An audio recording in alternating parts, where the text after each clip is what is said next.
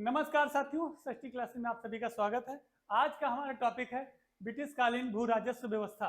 ये एक बहुत महत्वपूर्ण टॉपिक है। यहाँ से हर परीक्षा में एक ना एक आधा क्वेश्चन आता रहता है, तो ये टॉपिक सब लोग जरूर पढ़ें, जरूर देखें और ये वीडियो को अंत तक जरूर देखें, क्योंकि इस वीडियो में तुमको सारी जानकारी मिलेगी। क्या क्या तुमको थंबनेल पे दिख ही रहा होगा, क्या क्या हम पढ़ाने वाले हैं। ये क्या है भाई, स्थायी बंदोबस्त क्या है इसके बारे में बताएंगे, रैयतवाड़ी व्यवस्था क्या है इसके बारे में भी बताएंगे, और ये महलवाड़ी व्यवस्था भी बताएंगे, और इजारेदारी भी व्यवस्था के बारे में बताएंगे।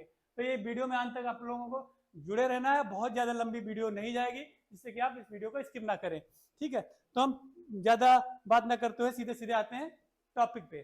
तो पहला टॉपिक इसका है ब्रिटिश कालीन भू राजस्व व्यवस्था। ये थे ब्रिटिश सरकार ने भारत में जमीन से राजस्व वसूलने के लिए कई तरह की व्यवस्थाएं की। जो ब्रिटिशर थे, जो हम जिनके उपनिवेश थे, अंग्रेजों के हम गुलाम थे, उन्होंने अपने यहाँ टैक्स वसूलने के लिए क्या किया, बहुत सारे तरीके के उन्होंने टैक्स, जैसे अभी भू राजस्व व्यवस्था सुना है, स्थायी बंदोबस्त है, रैयतवाड़ी है, ठीक है, महलवाड़ी है, इजारेदारी है। तो ये बहुत प्रकार की व्यवस्थाएं थी इनकी। तो सबसे पहली जो है जमींदारी व्यवस्था। जमींदारी व्यवस्था ही आगे चलकर क्या बन जाती है, स्थायी बंदोबस्त। जमींदारी व्यवस्था 1790 में इसका स्थापना कब होती है, 1790 में लॉर्ड कॉर्नवालिस के द्वारा इसकी शुरुआत की जाती है और इसी को स्थायित्व प्रदान कर दिया जाता है 1793 में। कब किया जाता है, 1793 में। 1793 में काय की व्यवस्था हो जाती है, स्थायी बंदोबस्त की शुरुआत होती है, जिसका जनक कौन है, लॉर्ड कॉर्नवालिस। दिया हुआ है साल 1790 में लॉर्ड कॉर्नवालिस ने 10 साल के लिए जमींदारी व्यवस्था लागू की थी। इस व्यवस्था में जमींदार को जमीन का मालिक और लगान वसूलने का अधिकारी माना गया था। साल 1793 में कॉर्नवालिस ने इसे स्थानीय व्यवस्था या स्थायी व्यवस्था कर दिया। लगभग इसका कितना देना होता, लगान कितना देना था, 10/11 जो है कंपनी के पास जाता था और सरकार के पास जाता था 1/11 हिस्सा जमींदार को मिलता था। यहाँ पे सीधे सीधे किसका, जनता और सरकार के बीच में जमींदार बिचौलिए का काम करता था। ये ऐसी व्यवस्था थी जहाँ पे जनता सीधे जमींदार को टैक्स देती थी, जमींदार सीधे सरकार को टैक्स देता था। तो यहाँ पे ज्यादा से ज्यादा जनता का शोषण होता था। ये भारत के ब्रिटिश भारत के कुल भाग पे कितने परसेंट भाग पे थी, 19% भाग पे ये लागू थी ये व्यवस्था। इसके बारे में आगे थोड़ा जान ले। स्थायी बंदोबस्त के पहले बंगाल और बिहार में, पहले इसको कहाँ बंगाल में लागू किया, फिर बिहार में लागू किया गया था। ठीक है, इसके बाद इसे वाराणसी और मद्रास, ठीक है, बंगाल, बिहार, ओडिशा, यहाँ पे दिया नहीं है, ओडिशा भी है, ओडिशा में भी इसको लागू किया गया था। ठीक है, आगे देख लीजिए। 1 मई 1793 कई विनिमय के जरिए यह व्यवस्था पूरे उत्तर भारत में लागू कर दी गई। कुल भारत का कितना भाग है, तो ये लिख लो यहाँ पे, समस्त भारत का, समस्त ब्रिटिश भारत का, ब्रिटिश भारत का 19% हिस्से पर यह व्यवस्था लागू थी, जिसका जनक लॉर्ड कॉर्नवालिस था। जनक कौन था, लॉर्ड कॉर्नवालिस था।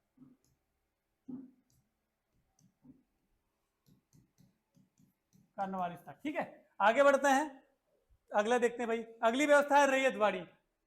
इसकी स्थापना 1820 में होती है। सबसे पहले रैयत कहाँ होती है, तो एक जिला सुना होगा, कहाँ का जिला है,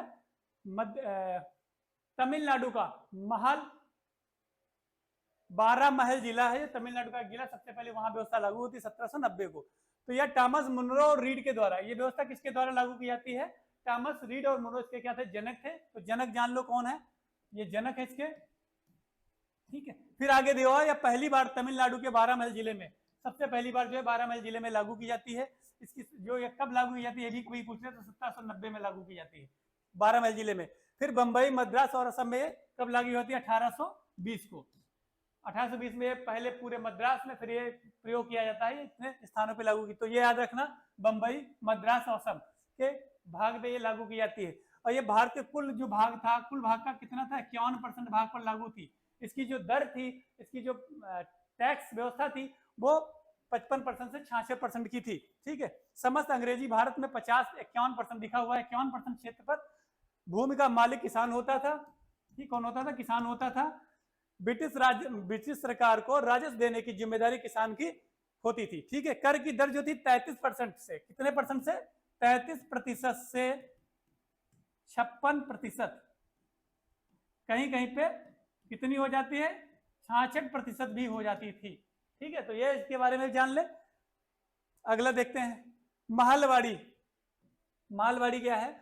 इसके जो जनक या जन्मदाता हैं हार्ट मैकेंजे हैं। ठीक है, ये व्यवस्था 1822 ईस्वी में शुरू हुई थी। हार्ट मैकेंजी, मार्टिन बर्ड, दो लोग इसके जनक हैं। कौन कौन जनक है? हार्ट मैकेंजी और मार्टिन बर्ड, ये लोग इसके जनक हैं। ठीक है, आगे देखते हैं उत्तर प्रदेश मध्य प्रांत, ये कहाँ कहाँ लागू थी? उत्तर प्रदेश का जो झांसी वाला एरिया है और मध्य प्रांत मतलब आज का मध्य प्रदेश और पंजाब में ये व्यवस्था लगी थी। कुल भारत का कितना भाग था? ये 30% भाग पर ये फैली हुई थी। कुल ब्रिटिश भारत पे 30% भाग पे फैली हुई थी। समस्त अंग्रेजी भारत का कितना परसेंट था? लिखा हुआ है 30%।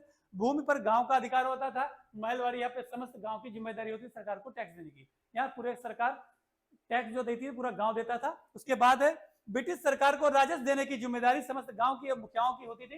हर जैसे कहते हैं बड़ा महल, बड़ा दरबार, ऐसे प्रकार से गांव में जिम्मेदारी। इसमें कर की दर जो थी बहुत ज्यादा थी। कितने थी? 60%। ठीक है, कर की जो दर थी यहाँ पे 60% थी। एक व्यवस्था है जो सबसे पहले, हमने इसको बाद में रखा है, सबसे पहले भारत में लागू इजारेदारी। इजारेदारी व्यवस्था 1772 में वान हेस्टिंग के द्वारा शुरू की गई। यह 5 वर्षों के लिए जमीन को ठेके पर दिया जाता था। इसको पंचशाला व्यवस्था भी कहते हैं। कौन सी? पंचशाला व्यवस्था भी कहते हैं। पंचशाला व्यवस्था भी कहते हैं। ठीक है, ये 1778 तक यही ऐसे ही चलती रही। 1778 के बाद इसकी जो टाइमिंग थी 1 वर्ष कर दी गई थी। तब तक ये पंचशाला रही। इसके बाद 1 साल के लिए इसको ठेके पे देना शुरू कर दिया गया। ठीक है, अब एक क्वेश्चन हमने यहाँ पे तुमको बताया नहीं था, ये जो स्थायी बंदोबस्त के अन्य नाम जान लो। इसको कौन कौन से? स्तंभदारी बोलते थे। स्तंभदारी,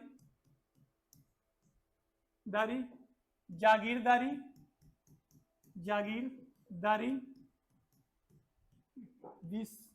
विस्वेदारी, इसके अन्य नाम है।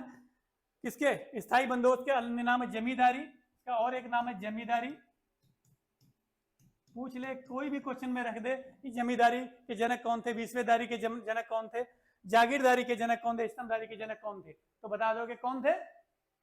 Lord Cornwallis. ठीक है, तो अब हमें लग रहा है सारे इसके पॉइंट कवर हो गए, इससे ज्यादा कुछ है नहीं। तो क्लास को यहीं पे एंड करते हैं। सभी को नमस्कार, और हमारे वीडियो को ज्यादा से ज्यादा शेयर करें। आप लोगों की महान कृपा होगी। Thank you.